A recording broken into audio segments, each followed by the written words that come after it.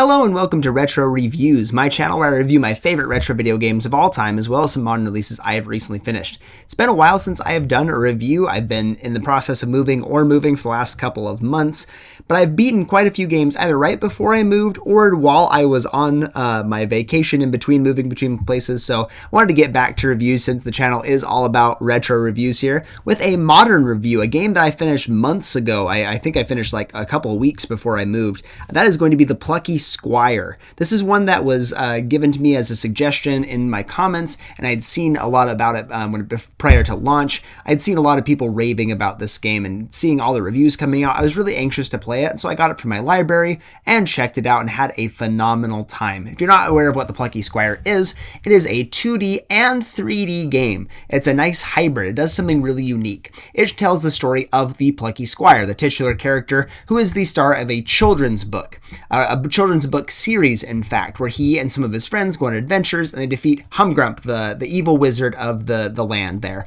of Mojam is the place. I always try to remember all the quirky names. It's been a little bit here, but it's really charming. It's got the nice 2D aesthetic. You're playing inside of the book itself. So when you go from page to page, you go from screen to screen, it actually turns the page for you like you're progressing in the book. It's a really charming idea, and it starts off in 2D. Everything is normal. But when you get to Humgrump, the first confrontation with him, he actually has some unique power where he actually pulls you out of the book. He says he's tired of losing to you and that he wants to rewrite the book in his own image, as it were, make his own story out of everything. He actually plucks you out of the book, and you find that you are on the desk of a child who really loves the Plucky Squire book series, as well as is aspiring to be an artist of some kind, right? His own children's story that you find out a little bit later on in through some exposition from some of the NPCs.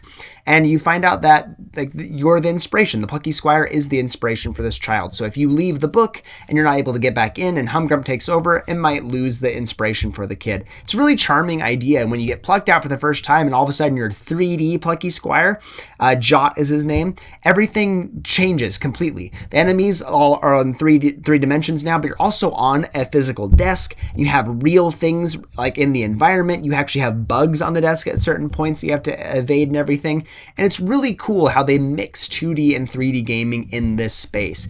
It's a really unique mechanic, and it changes the way that things play pretty substantially, because going from obviously a side-scrolling adventure game to a three-dimensional one is quite a big jump.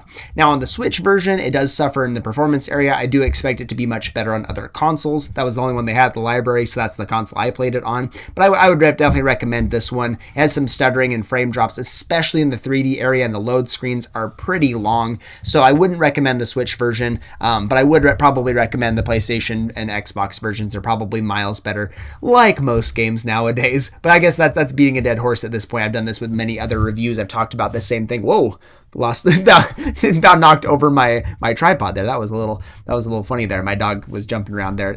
Sorry about that. We'll jump ahead here, but the Plucky Squire is really charming because it mixes these two ideas really well, and it's something that I've never really seen done before. It's very unique and very interesting. Now I will say that in the gameplay department, the main gameplay here, when you're playing in 2D or in 3D, the major gameplay when you're doing combat and everything is just a bunch of hits. You basically have like a swing, power swing kind of combination. You also can unlock new things like throwing your sword, doing jump strikes and stuff like that, but you'll pretty much boil down to just doing the same kind of sword strikes over and over again, and that makes up the bulk of the gameplay itself. They do a lot to switch it up, though. I will say that when they do switch things up, they shift genres entirely. They'll do essentially big mini games for boss fights or semi-boss, like sub-boss fights and stuff like that, where you completely change what you're doing. At one point, I'll give you an example. This is a minor spoiler. This is early on in the game, but I will give you the warning here if you want to jump ahead like 20 seconds or so. At one point, you get a bow and arrow, and you do a game where you are essentially charging up the bow and trying to knock down bugs. And it changes the gameplay entirely. You stop going from side-scrolling or in the 3D area, and you do like I said before, essentially a mini game that lasts for quite a while as you try and beat the boss or the sub-boss of an area. And they do this multiple times. They do stuff like a rhythm game. They do other things like the little like shooting the colored balls up into the top part of the screen, trying to match 3 of them to break them and stuff like that. They change genres for these fights that makes the gameplay feel so fresh. And that's a good thing because the major gameplay, the stuff you're doing, like I said before, like 75% of the game where you're just attacking enemies, is pretty dull. There isn't a whole lot there. And it gets even worse when you get into 3D. You'd think it'd change quite a bit, but you have the same combinations of attacks, which is pretty cool that they were able to translate them with 3D so well, but it does get really, really samey really fast. And in 3D, it doesn't work nearly as well. If you do your normal combination hit, instead of getting like a normal combo like you would, you do like the last one shifts you forward, and you typically take damage even while you're throwing a hitbox out, which I found extremely frustrating. You had to kind of stagger your hits. Maybe that was intentional to change up the gameplay despite like having the same moveset, doing something different, but I found it very tedious. I found that really unenjoyable. So 3D combat was my least favorite thing, but puzzling and puzzling platforming in this game is really superb.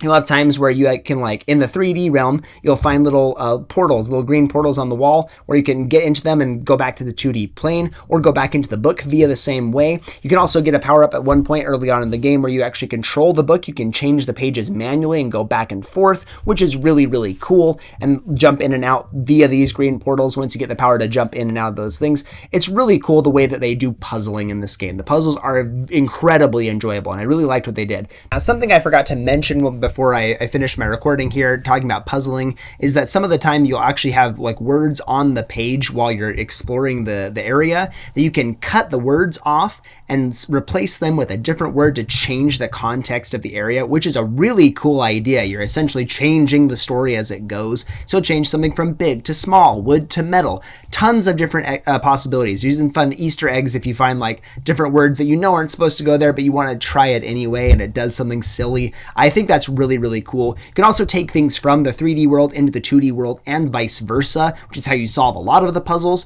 It's a really cool mechanic, and I can't believe I forgot to touch on it there, but it is something also that makes the game really unique and makes puzzles even more fun to solve. The other thing that they have that really well going for them is the writing. The writing is superb, and the voice acting, the narrator here does a phenomenal job. It feels whimsical. It feels very much like someone like narrating a children's storybook. They do a really great job of capturing that aesthetic and doing something, especially from like the perspective of a dad myself. It does feel like a great children's book. The characters are all fun and quirky. Even the villains kind of goofy, and the NPCs are fun to talk to and learn more about. They just do an excellent job in the writing category, and the execution overall is just really superb. So they pull it off in a way that even though the combat isn't the best, like a big chunk of the game, it's passable enough, and the aesthetic is really nice, and the puzzles are really good that you can forgive it in a lot of ways. I don't think the 3D combat is very good, but again, when they mix things up, when they throw out a new mini game or a new boss fight and everything and change the genre completely, like I think there's like a bullet hell sequence at one point that I really, really enjoyed. It just makes the game really enjoyable. And the way that they mix genres and do things just completely differently all the time makes it stand out in a lot of major ways. So I think they nail it in most ways. This is easily like a 9 out of 10 game for most people, maybe an 8 if you're going to be really harsh on the combat. But a lot of people I saw giving out really high reviews for this game. And I have to say, I agree with a lot of the sentiments. It's really charming. It's really, really fun and super unique. You don't see a whole lot in this space like this. So to see an indie developer pull something off like this is just really encouraging. I did really enjoy this one. I finished it and had a really great time. I didn't end up like disliking it because of some of my gripes of the combat. I ended up with a really high impression of the developer, and I'd love to see what they do going forward. So I'm going to be giving the Plucky Squire a gold rank. If the combat was more enjoyable overall, if the major mechanics there worked a little bit better, I would be more inclined to give it a platinum because everything else hits so well and is so unique. But for right now, I think gold is appropriate here. Thank you so much for watching, and I'll see you on the next one.